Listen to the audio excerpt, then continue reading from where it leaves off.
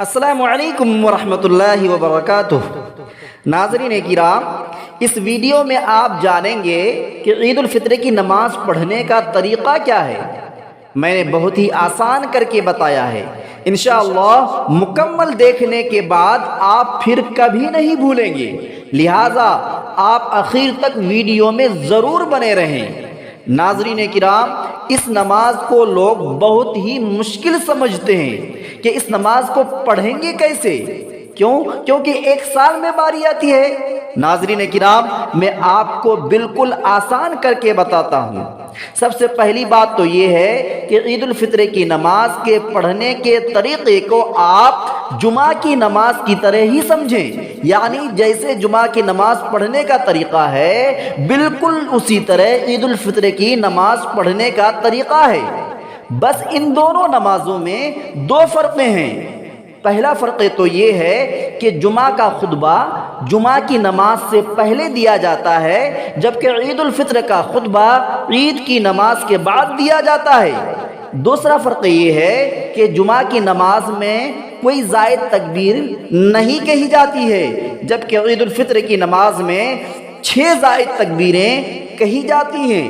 3 زائد تکبیریں پہلی رکعت میں قرات سے پہلے اور 3 زائد تکبیریں دوسری رکعت میں قرات کے بعد رکوع میں جانے سے پہلے کہی جاتی ہیں۔ چلیے دوستو، اب آپ کو نیت سے لے کر نماز کے ختم ہونے تک کے بارے میں آسان کر کے بتاتا ہوں۔ سب سے پہلے آپ نیت کریں گے۔ نیت کیا ہے ناظرین کرام؟ نیت دراصل دل کے ارادے کا نام ہے۔ زبان سے الفاظ ادا کرنا ضروری نہیں ہے، لیکن زبان سے ادا کر لے تو یہ بہتر ہے۔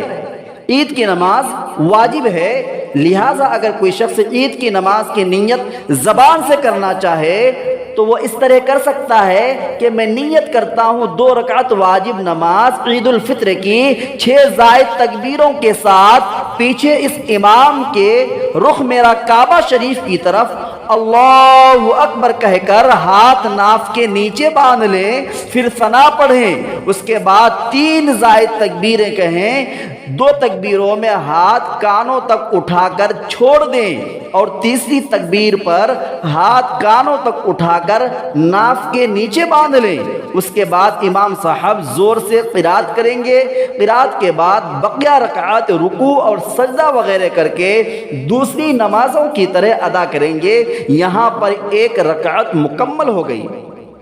پھر دوسری رکعت میں امام صاحب کھڑے ہو کر سب سے پہلے زور سے قرات کریں گے، قرات کے بعد بقیہ 3 زائد تکبیریں کہی جائیں گی اور یہاں پر تینوں تکبیروں میں دونوں ہاتھ کانوں تک اٹھا کر چھوڑ دیں گے، پھر ہاتھ اٹھائے بغیر چوتھی تکبیر کہہ کر رکوع میں جائیں گے اور پھر دیگر نمازوں کی طرح 2 سجدوں کے بعد التحیات، درود شریف اور دعا پڑھ کر سلام پھیر دیں گے۔